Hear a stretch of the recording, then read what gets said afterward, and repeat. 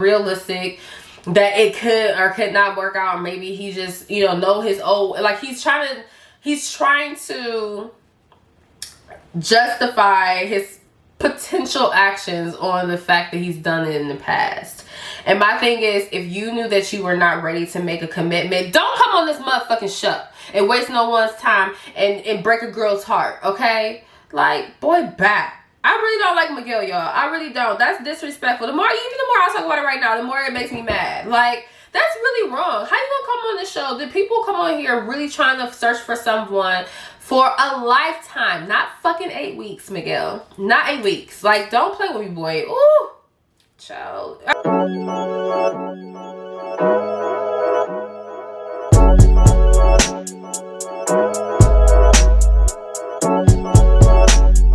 What's up, YouTube? It's your girl Candace. I'm here with Confidential Talk. Today we are here with another recap and review of Married at First Sight, season 15, episode 7. I'm not gonna lie to y'all, this episode was really boring to me. I don't know about y'all. Please, you know how we do on these recap and reviews. Comment below, let me know what your thoughts are throughout like the episode. Like what you just thought about the whole episode, what you thought about like each relationship, who you think gonna make it, who you think not gonna make it. My perception definitely has changed since last episode. I know I said last episode that for the first time I really felt like none of the couples are gonna make it, but I kind of can see something changing, so we're gonna talk about that today. But yeah, honestly, in my personal opinion, the episode was boring. So the recap on this, I am gonna do a recap. We're gonna go through the episode, but it's gonna be more of a review, honestly, just to tell you how I kind of feel about each of the couples and what direction they're going, and like kind of like my prediction of what's gonna happen. I kind of love to make these predictions just to see if I'm like correct or not, based upon like, you know, how they're acting and stuff. And sometimes I might be a little bit overanalyzing. Specifically this episode with Alexis and Justin. I know in like episode 5 she revealed that she did love Justin, and it felt genuine, but I'm still kind of questioning where she is in that relationship and how she's feeling and if it's gonna be really long term. And honestly, this episode kind of made me feel like I don't know, Alexis, are you just kind of like coming up with different excuses and reasons to like kind of like run? Like she says she has run in the past, but it kind of feels like that's exactly what she's doing here. So I mean, obviously, of course, what happens to her dog is terrible. I do have a fur baby myself, so I definitely am understanding of the situation, but we're gonna get into it. We're gonna talk about it. But first, if you guys are new to my channel, welcome. My name is Candace. I do videos on sex, love, relationships, and all things vaginal health. So make sure you guys check out some of my other videos. Make sure you guys subscribe to the channel, become part of the Confidential Talk family. And again, comment below. I need to know y'all commentary as well too. I love talking to y'all. Y'all my friends, okay? Y'all are my friends. I need y'all to comment below. So we can discuss Married at First Sight, okay? And plus, this is just what I think, what I see, how I feel. I need to know like what y'all think too, okay? So the honeymoon is over, okay? They are getting ready to move in their neutral homes. So they're going to each other's spaces, kind of checking everything out, how they living. And gosh, ooh, Mitch, okay, we jumping a little bit far, but Mitch's spot. What? Okay, sorry. I couldn't wait to get on camera to talk about his place. Oh my god, we're gonna have to talk about it. But anyways, we get Stasia and Nate. We see that Stasia's OCD. Again, this was kind of all boring, just like fluff. That was pretty much the recap of that whole little scene. Is she's OCD and he is worried about pretty much meeting her standards of being neat and clean. And then we move on to Morgan and Ben. We learn it is more expensive to do laundry after 4 p.m. because it's peak hours. I don't know about that, because I feel like a lot of people probably do laundry either early in the morning or late at night. But, honestly, I really kind of feel some type of way. I don't know if he's being funny, because he seems to have like a really great sense of humor. But I don't know if he's being like super funny and he's just doing the most just to be funny, or if he's being serious, because of course we want to reserve energy and stuff like that by turning off the lights if we're not in the room, but to go as far as unplugging appliances and washing before 4 p.m. worth the $2 for the peace of mind of being able to do what I want when I want, like to unplug appliances and to do all that extra stuff. Honestly, what is that really saving you? Not that much. Like, you can't be that penny pinching. I can understand buying great value from Walmart, not getting the name brand stuff. That's, that is my cup of tea right there. You know what I'm saying? I love me some great value. All stores have the generic brands. It's cheaper, okay? But it's pretty much the same shit. So, like, obviously doing stuff like that to save, some money, that's understandable. But unplugging appliances, unplugging appliances and making sure you wash before 4 p.m., just to save $2 on the electric bill, boo-boo, okay? That's bizarre to me. And, like, honestly, I could not deal with that. Like, that's literally on a whole nother level of just, like, being really, really cheap. And it seems like, I feel like Ben it sounds like he has, like, a good job, does he? I don't know. What does Ben do? If someone that knows, if somebody caught that, please drop in the comments. But I don't think Ben broke. So I don't understand. What is $2 for just a peace of mind around the house is gonna do? Like, him living by himself, maybe if he finds the extra time to go around unplugging the appliances and making it happen to wash before 4, I guess. But, yeah, no. I just could not. Ben, what the fuck? But yeah, I don't know if he's being like super funny, because again, he seems to have like a really good sense of humor, so that's cute, but no, it's cute if he's being funny, but I don't know. So then we move on to Kristen and Mitch. They're getting settled in their new home. Kristen's feeling optimistic. Now, we're seeing a different Mitch and Kristen this episode. I was digging it, okay? They're digging it. Mitch said he's happy and comfortable, and he's digging the digs, okay? And then she tells Mitch that she likes the journey more because it hasn't been perfect. So, it's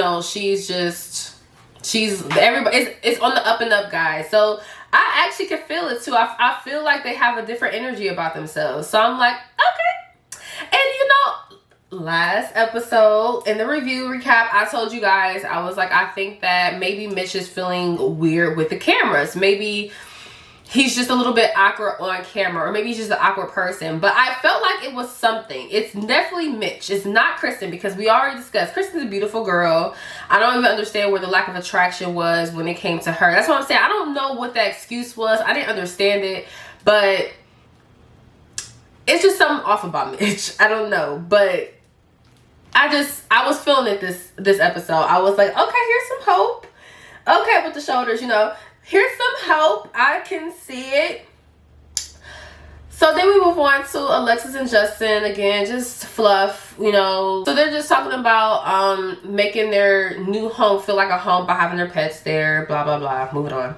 So then we go on to Lindy and Miguel.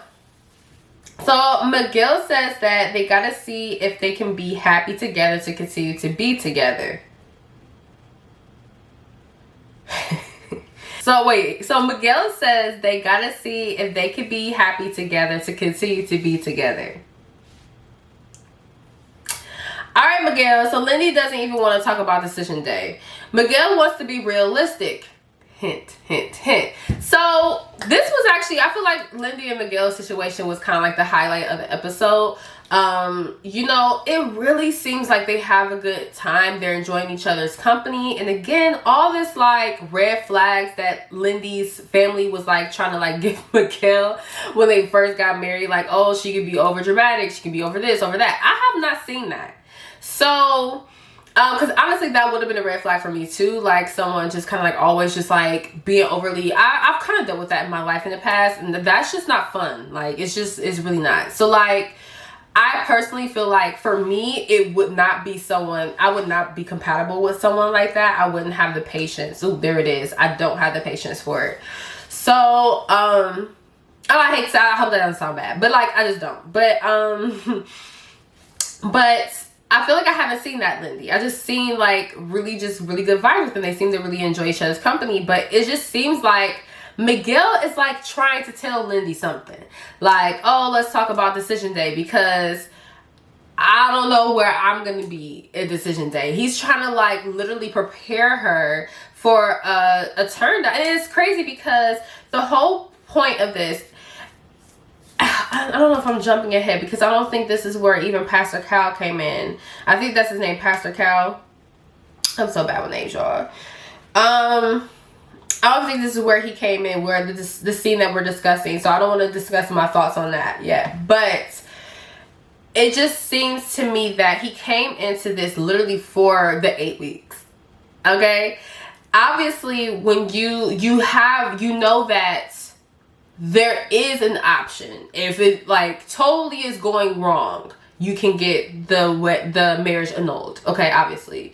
But the whole point is to go in for the long run, not for just an 8-week good time. And that is literally what Miguel has said time and time again. He is here for 8 weeks. He keeps insinuating 8 weeks. That's not even supposed to be in discussion. And I maybe kind of understand where Lindy's coming from. Like, I don't even want to discuss it because we're trying to just get to know each other and be a married couple, because we didn't come into this with the idea of it just being 8 weeks. We came into it to get married and find our forever. So I feel like Miguel is literally blowing red flags, red lights, just like all the flags and all the lights and all. He's just literally screaming, I am here for 8 weeks. And he is trying to tell Lindy that, and she is not trying to hear it. And I felt like, oh God, I want to get into Pastor Cal, because Pastor Cal beginning, I watched this show for seasons, and I feel like I've seen him get, you know, a little spicy, and I just didn't feel him say what I think he needed to say to Miguel to be like, okay, well, what do you think you signed up for? Just 8 weeks? Because I feel like he didn't call him out on it. Okay, I said what I said. Like, I was supposed to wait for that scene. But I just don't feel like Pastor Cal called Miguel out on that at all. He is literally here for 8 weeks. I don't know what the hell is going on with that situation. But honestly, I kind of feel bad for the girl, because that is literally what I'm seeing playing out. You guys comment below if you see anything different. If you're saying like, oh, maybe he's just being optimistic, or I'm sorry, not optimistic, but realistic, that it could or could not work out. Maybe he just, you know his old, like he's trying to justify his potential actions on the fact that he's done it in the past. And my thing is, if you knew that you were not ready to make a commitment, don't come on this motherfucking show and waste no one's time and break a girl's heart, okay? Like, boy, back. I really don't like Miguel, y'all. I really don't. That's disrespectful. Even the more I talk about it right now, the more it makes me mad. Like, that's really wrong. How you gonna come on the show? Did people come on here really trying to search for someone for a lifetime? Not fucking 8 weeks, Miguel. Not 8 weeks. Like, don't play with me, boy. Ooh.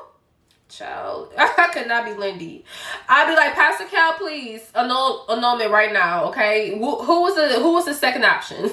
Like, get the fuck out of here, Miguel. So she feels like they've been getting to know one another and having fun, and she's totally committed to not. So she's totally committed. So not sure why he wants to talk about this decision day, girl, because he is leaving. He is going to ask for a divorce. That's what it looks like to me.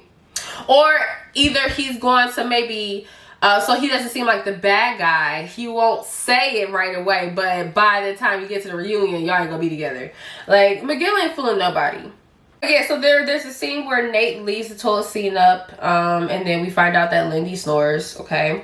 And then Alexis' house looks cute, okay? She has like the vaginal, like, vagina, vulva, I should say. She has like the vulva art, which is super cute.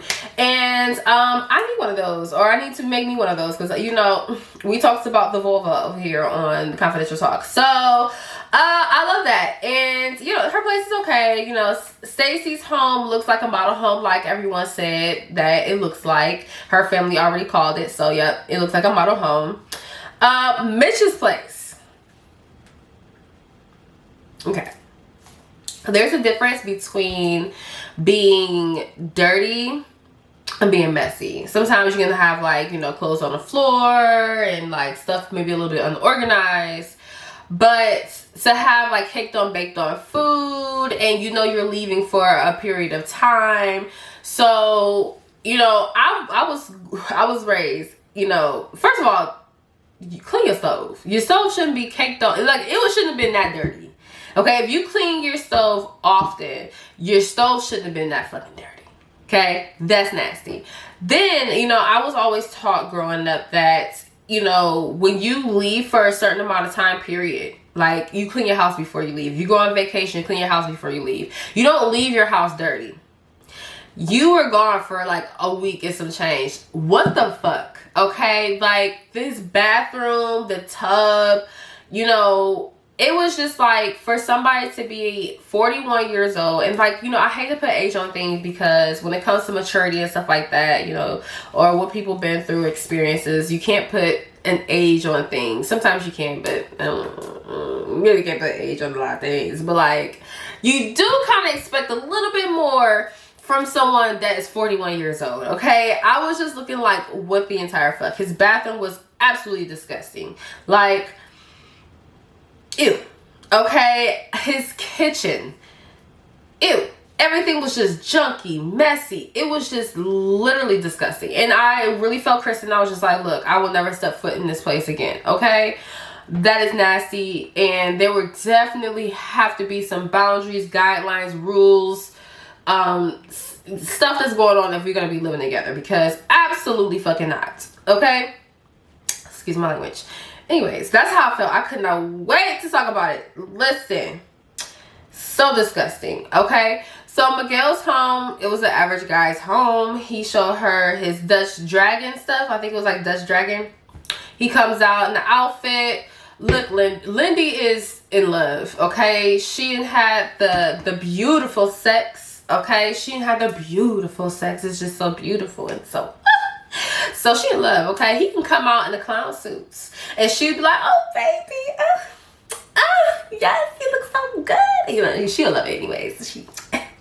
She love her some Miguel, honey. Okay, so yeah, and she's accepting, and Miguel's happy about that. So and then we get the scene with Ben and Morgan. Again, I think Ben is fucking hilarious. He had made a comment, like, he told the cat, like, come here son, you know, like, so he's like joking and stuff. Like, he just has like a really cute sense of humor. Then we see Nate's place. His place is cool. It actually is like cool. And there's Stasia, oh my god, her name. Stasia started pointing shit out, okay? And it's so funny because then they cut to like Nate, like when she like she look and see like the glasses, and she see that there's 2 wine glasses that have like still like wine residue, which is nasty because they're in the cabinet, and they still have wine residue at the bottom. And she's like, oh, okay, so that means it's, you know, two people was drinking wine. You should just see the look on his face. The look on his face when she did that was fucking hilarious. The producers cut to it and like zoomed in on him. It was funny. Like, that was a fucking moment. But yeah, she started cleaning out the spot. She was like, yeah, this gotta go, this is empty. He had like 2 empty oatmeal containers. It was weird, but yeah, I don't know. We see Justin's space. His place was very small and his couch was tiny. I just can't see myself owning a couch that I can't fully stretch out on. Like, there's no way that Justin can, that couch is not as long as Justin. Period. That couch was puny. Barely him and his wife could fit on it, Alexis. Barely him and Alexis could fit on it. So yeah, it was just super tiny. And I believe this is the scene where Justin's dog scratches or bites Alexis' dog's eye. So then, you know, we have Alexis leaving and stuff like that. Which, you know, at the end of the day, like, fur babies are literally babies. Okay? Especially if I've had them since, you know, like, since they were, like, a pup. But just a period. You know, taking care of a fur baby is just like having a child. Not just like having a child, but it's a little similar. Okay, you get that attachment there. So, you know, from both angles, it's like them both, like their children got in a little scuffle. Okay, and I can see this being a really tough situation, especially, you know, for Justin, because of course Alexis is gonna protect her baby. You know, but in like I don't know if her dog's a boy or girl. I was messed up. So I really felt bad So I would definitely be like super protective, probably pissed about it. But that's his fur baby too. So this was the whole situation, but we just get that scene with that happening. And that's gonna be the last scene, you know, them talking about, pretty much talking it out. So Nate and Stasia meets with Pastor Cal, and they talk about, you know, when would they like to have kids. And Nate pretty much says that he wants to be making $250K before they have kids. But Stasia is like, well, both of our incomes, we make way over 250K. You know what I mean? So what's really the excuse? And, you know, it kind of goes in with the whole idea of what we all been thinking, guys. Nate is not there for love. Nate is not there to be married. Nate is there for publicity, for fame, for whatever, like just for the gain, okay? I don't really believe, and it's so crazy because Stasia is such a beautiful woman. She needs somebody that is invested in her so wholeheartedly. And you know, at the end of the day, I could be wrong about him. Maybe he is just kind of like a surface level guy, but I can kind of see that. Like, I think she just needs somebody that's just gonna give her more. She is such a boss lady. Like, she is so beautiful. She's such a boss chick. She needs somebody that is just like, bam, like, you know, just gonna be able to like elevate her, like make her feel, and not even elevate her, just make her feel like, just I can't even express or explain. But I know it ain't innate, okay? I know it's not innate. Nate is there, you know, even if he was there for her, if his, you know, say if how Nate was being, or say if Nate's intentions were genuine and he's just being who he is, period, that is not gonna work. She needs more. Like, she needs more. She needs somebody that's gonna be, you know, deeper with her. And I feel that, you know, I've actually, you know, come on, have you guys ever been out with somebody and you're just like, the vibes are not there, there's no deeper connection, you're not having any type of depth in the conversation, and or even if it is some type of depth in the topic of conversation, it's just not a feeling, a vibe there. I feel like Nate is giving off that because he doesn't have the right intentions. I feel like if your intentions was really there for Stacy, or Stasia, which is crazy to me because again, she looks, and it seems like she has a lot to offer. She seems like you can really get deep with this girl. You really can get to know her. You really can break open her shell and open up different layers to her if it was done right. I feel like she gives me that vibe. Okay, she gives me a vibe that you could really get Stasia, you know, you could probably get a whole different Stasia out of her if you break down the layers and walls. And Nate does not have what it takes. He don't. And you know, that's if he's being pure and genuine. Now, from how I see it is, he's just not being pure and genuine. I don't think he's there for love. I don't think he's there for the right reasons, and it's showing he's being very surface level. So it's he don't want no kids because he don't want to be married. Okay, he want to be on TV. Okay, so then we get a scene where Justin's taking his dog to training camp. Now, that scene was really hard for me to watch, and it was like, okay, the lengths that Justin will go to make sure that she is comfortable and she is okay, that he will temporarily put his dog, you know, away. Because it wouldn't be me. I ain't gonna lie to y'all. It could not be me. My dog been here. I just met you. I know we married, but it would have to be some type of like, maybe every day, you know, taking my dog so they can be away for, you know, the whole day, or maybe like a family member keeping them so I can go visit them on a regular daily basis. I would not be driving my dog, my fur baby, an hour away to, you know, a training camp where they're literally in a fucking fenced cage. Like, hell no.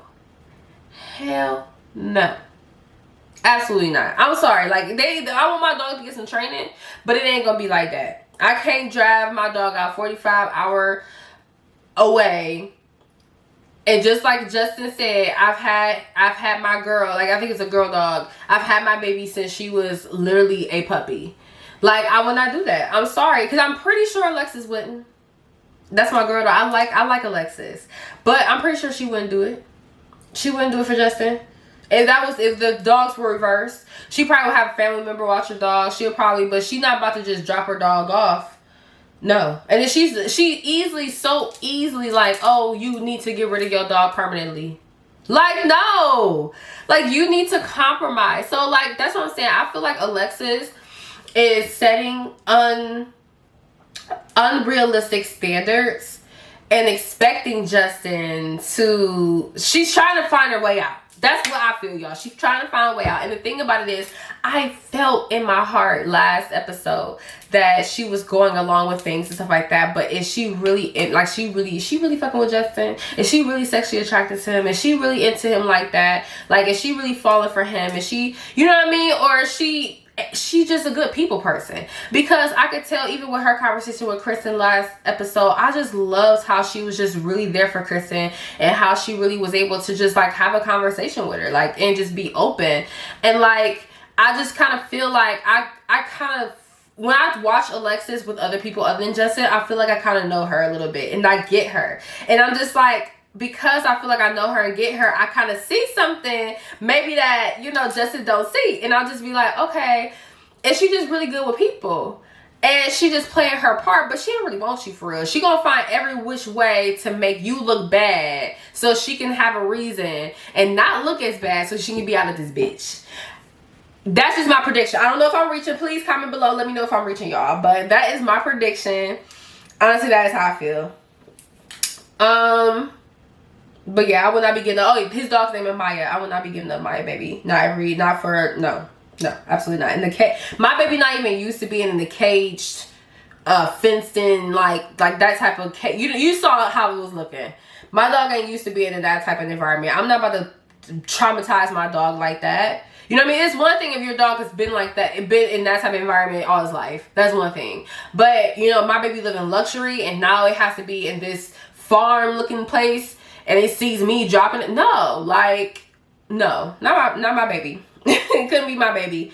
Okay, but then we get to Miguel. All right, y'all. Miguel better not break Mindy's heart. Or Mindy. I said Mindy. Lindy. All right, y'all. Miguel better not break Lindy's heart. Okay. I already kind of told y'all already how I feel about Miguel, but they do seem to have really good chemistry. He does say that she's won him over. He also lets her know that he has it in him to fall in love with her. And they came up with a name together called the Legales, which I thought was really cute. Then we get to Morgan and Ben with the pastor. Ooh, she was ready, okay? She was ready to tell Pastor Cal about how he and broke her trust, okay? So they definitely discussed that.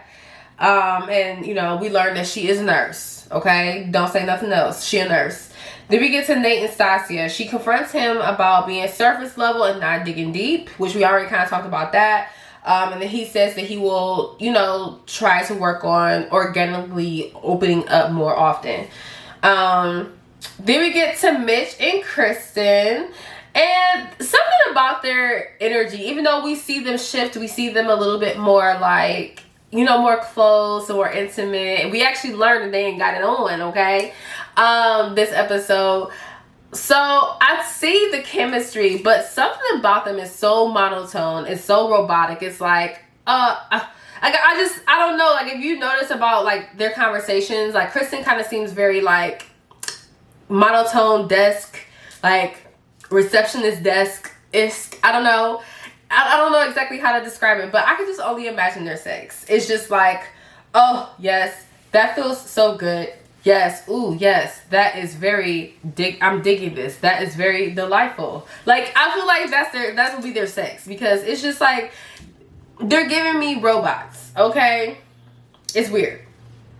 And like I said before, I think Mitch is just awkward.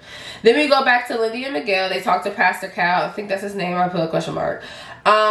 They discuss decision day. Decision day is now vow renewal day. He talks about how in the past he loses interest and he doesn't really give him warning. So that's why he wants to talk about, you know, decision day and stuff like that, or vow renewal day with Lindy, and she really doesn't want to talk about it. But that's why he wants to talk about it with her, because he wants to give her an update. He wants to let her know where he's at. And she's like, listen, if you're losing interest, don't tell me, child. But he's like, this is how I've been in the past, and then I just check out. But Pastor Kyle kind of didn't show up in this conversation like I wanted him to. Because like I said in the beginning of the video, I feel like Miguel is really going about this as a 8-week thing. And it's like, boo-boo, that's not what you signed up for. You signed up for a long life marriage. So I've seen Pastor Kyle, I feel like I've seen him in past seasons like really getting to people about like the process and being like, look, this is what you signed up for. So I don't understand why he didn't really get into Miguel's ass, or maybe he did and we just didn't see it. I don't know. But then we move on to Mitch and Kristen. So we learned they had sex, y'all, okay? They look way more intimate. They on the couch hugged up together. Just a 180 from, you know, the previous episode. So I'm happy to see it. Like I said, they just seem really monotone. I don't know. But, you know, actually, I really do see maybe them working out. They haven't really talked about the important things, but I could see them making it more than everybody else on the show. Okay, we do find out that Kristen does make more than Miguel. And then we move on to the last scene, which is Alexis and Justin. And that's when they sit down with Pastor Cal and they talk about pretty much the whole dog situation. Alexis feels like she can't really trust Justin. And because, you know, she said, you know, he said he would get rid of her, you know, if she doesn't get better. And now he's like kind of reneging because that's his baby. And again, just kind of going back to what I said before about Alexis, I just kind of feel like, I don't know, she's making excuses. This is the start of her making excuses for her way out. Okay, but please comment below. Let me know what you guys think about the video. Let me know what you guys think about this show. I need your commentary. I did run out of time here, so I'm going to go ahead and get off here, and I will see you guys in the next video. Peace.